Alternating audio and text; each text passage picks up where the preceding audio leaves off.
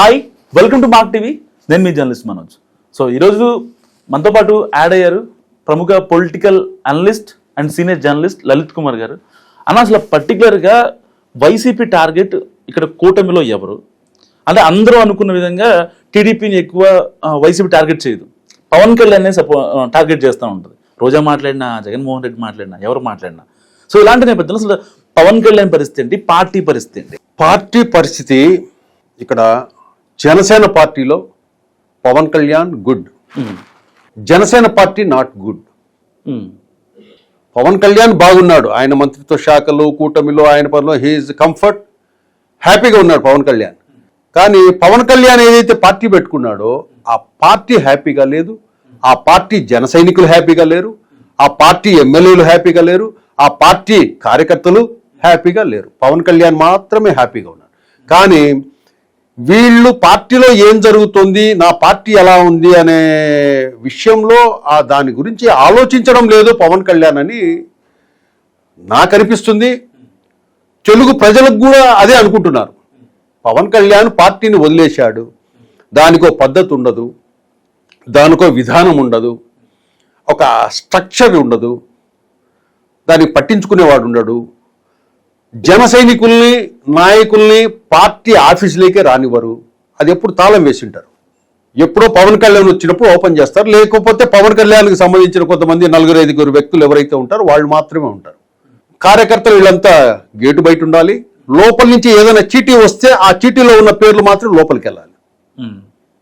ఏ రాజకీయ పార్టీ అట్లేదు మన స్టేట్స్లో. ఇక్కడ మనం గమనించాల్సింది ఏంటంటే ఈ విషయాలన్నీ పవన్ కళ్యాణ్కి తెలుసా తెలీదా అనే విషయము పవన్ కళ్యాణ్ చెప్పాలి. ఒక క్రమశిక్షణ అంటూ ఉండదు.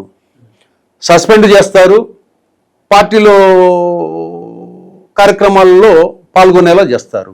పవన్ కళ్యాణ్ పక్కనే ఉంటారు, పవన్ కళ్యాణ్కు ద్రోహం చేస్తుంటారు. పవన్ కళ్యాణ్ ఒక ఇష్యూ మీద ఒక నిర్ణయం తీసుకుంటే ఆ నిర్ణయానికి వెనుక వైపు నుంచి అవతల వ్యక్తికి మద్దతు ఇస్తూ ఉంటారు. ఇవే నాదెండ్ల మనోహర్ ఉన్నాడు, ఆయన చేసేది అదే. నాదెండ్ల మనోహర్ జనసేన పార్టీలో చేసేది అదే. ఒక రకంగా నాదెండ్ల మనోహర్ గారు చేసే అలాంటి పనులన్నీ కూడా పవన్ కళ్యాణ్ను ద్రోహం చేసినట్లు అనుకోవాలి, జనసేన పార్టీకి ద్రోహం చేసినట్లుగా మనం భావించాలి. కానీ చాలా మంది జన సైనికులు నాదెండ్ల మనోహర్ విషయంలో పార్టీకి లాయల్గా ఉంటాడు, నమ్మిన బంటు కట్టప్ప అని అంటారు కదా. కట్టప్పే కదా ఆ సినిమాలో కత్తితో పొడిచింది. ఇక్కడ కూడా పవన్ కళ్యాణ్ పొడుస్తాడేమో, అంతే కదా.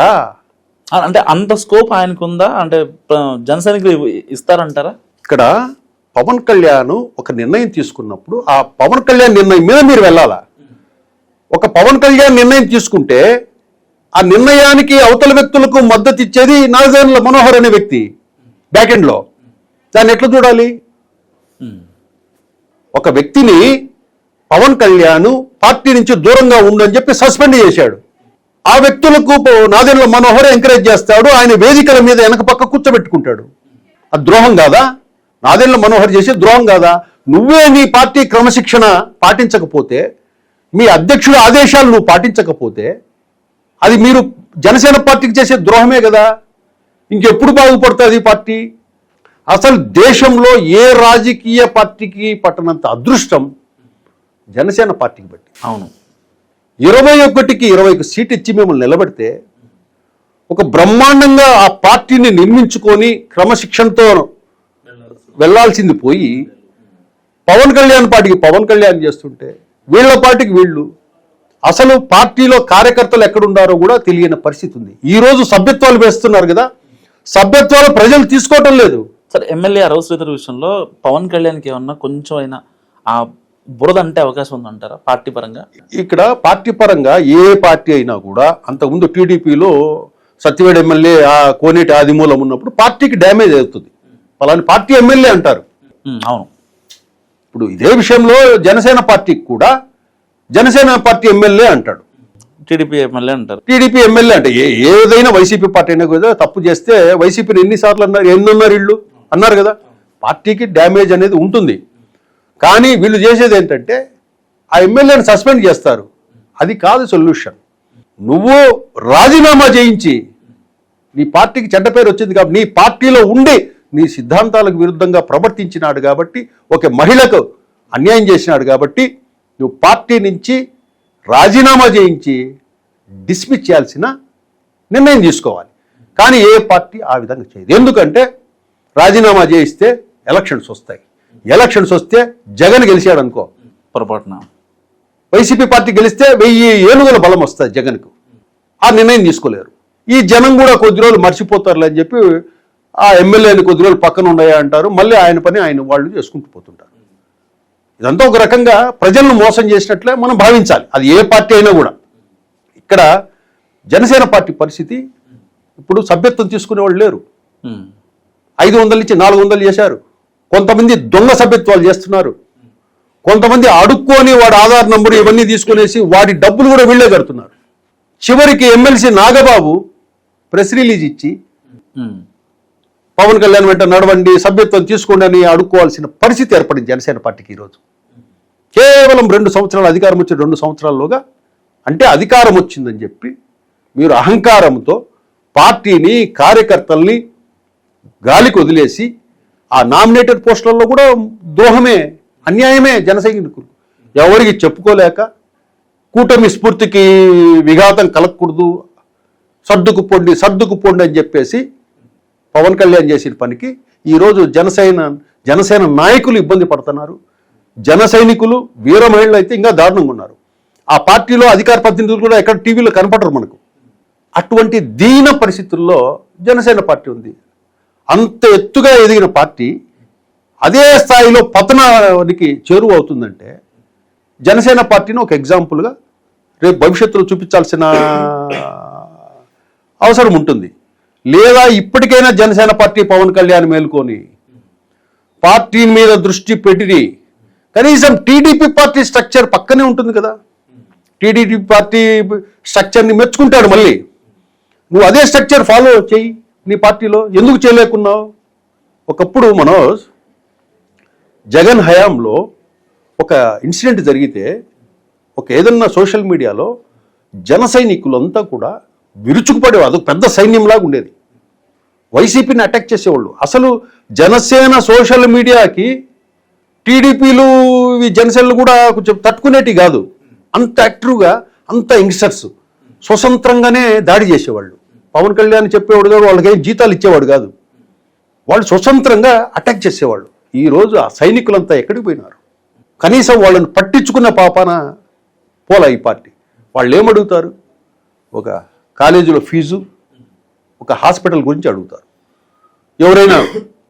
ఎవరైనా వాళ్ళ వీధిలో ఎవరైనా పెన్షన్ రాలేదంటే పెన్షన్ అప్లికేషన్ అడుగుతారు. చిన్నవి అవి కూడా నీ పార్టీ క్యారీ చేసి అవి చేయించలేని పరిస్థితుల్లో ఇంకెందుకుంటారా పిల్లలంతా? వెళ్ళిపోయారు. ఎవరు దిక్కు? అంటే తండ్రి లేని బిడ్డలు ఏ విధంగా అయితే చిందరవందరవుతారో ఆ విధంగా ఈ జన సైనికులంతా, పవన్ కళ్యాణ్ అభిమానులు, జన సైనికులు వీళ్ళందరూ కూడా అట్లా తండ్రి లేని పిల్లల్లాగా తల ఒక దిక్కుకి వెళ్ళిపోయారు. ఇప్పుడు జనసేనలో ఎవ్వరూ లేరు. జనసేన మీద నమ్మకం లేక జనసేన పార్టీ సభ్యత్వం కూడా తీసుకోవటంలా. అటువంటి పరిస్థితి జనసేన పార్టీ ఉందంటే ఇప్పటికైనా పవన్ కళ్యాణ్, మీ పార్టీలో నీకు ఎవరు ద్రోహం చేస్తున్నారు?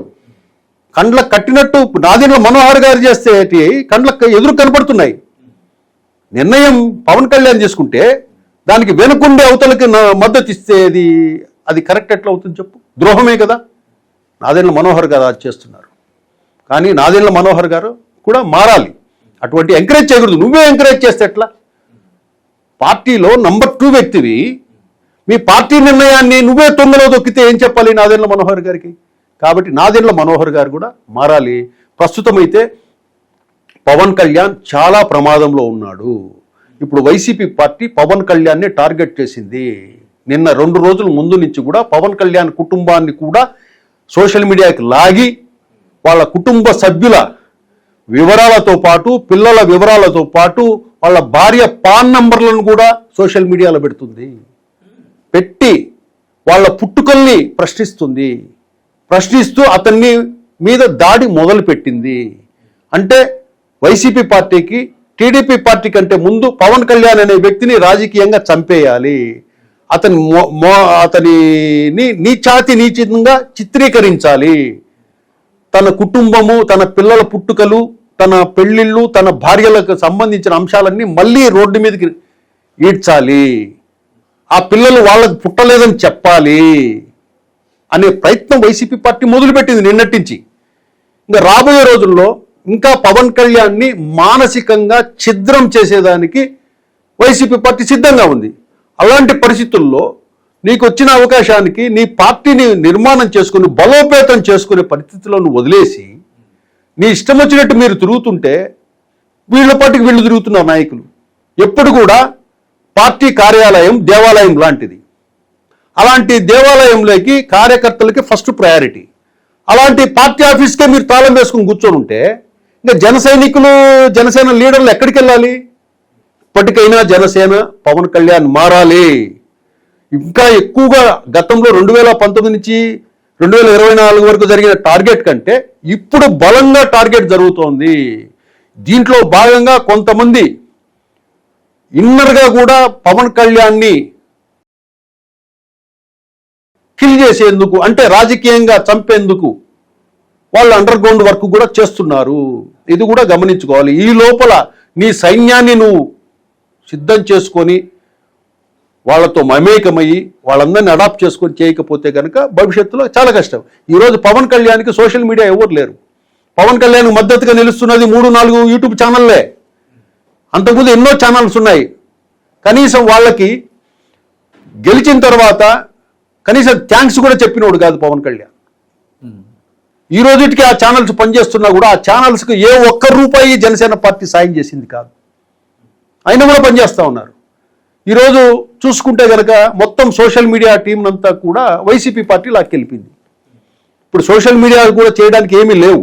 జనసేన పార్టీకి కూడా పనిచేయడానికి లేవు. అసలు మీడియాతో జనసేన పార్టీకి సంబంధం ఉండదు. మీడియాను ఏ విధంగా చూస్తారంటే జనసేన పార్టీ అండ్ పవన్ కళ్యాణ్ నా ఫోటోలు వేసుకొని నా వీడియోలు వేసుకొని వీళ్ళంతా బతుకుతున్నారనే ఆలోచనతో జనసేన పార్టీ ఉంటుంది. నాతో వీళ్ళు బతుకుతున్నారు, వాళ్ళు నాకేం సాయం చేయటం లేదన్నట్లు జనసేన పార్టీ పవన్ కళ్యాణ్ ఉంటారు. పరిస్థితి ఇక్కడి వరకు వచ్చింది. ఇప్పుడు సోషల్ మీడియా వాళ్ళు కూడా పని చేయడానికి ఎవరు సిద్ధంగా లేరు. ఎందుకంటే కనీసం వాళ్ళకి అంతో ఇంతో కూడా ఆర్థిక సాయం చేయలేని స్థితిలో నువ్వు ఉన్నావు. ఎందుకు చేస్తారు? ఎన్ని రోజులు ఏం చేస్తారు ఉచిత సేవ? కాబట్టి పవన్ కళ్యాణ్కి కూడా సోషల్ మీడియా ఆయనకు మద్దతు ఇవ్వటం లేదు. అసలు దానికి మీడియా వింగే లేదు ఆ జనసేన పార్టీకి. ఆ మీడియా వింగు ఎవరుంటారు? ఆ పార్టీ కార్యక్రమాలు, ఇతర వ్యవహారాలు మీడియాకు అందించేవాడు కూడా ఉండడు. అటువంటి దీన స్థితిలో జనసేన పార్టీ ఉందంటే ఇప్పటికైనా పవన్ కళ్యాణ్ మారకపోతే, మార్పులు చేర్పు అవన్నీ చేసుకోకపోతే భవిష్యత్తులో జనసేన పార్టీని 2029లోగా మనం చూడలేము. కనుమరుగైనా ఆశ్చర్యపోనవసరం లేదు. అది Manoj. Thank you sir. So ఇది లలిత్ కుమార్ గారి అనాలిసిస్. మరి ఆయన అనాలిసిస్ గురించి మీరు ఏమనుకుంటున్నారో మస్తుగా కామెంట్ చేయండి. చూస్తూనే ఉండండి.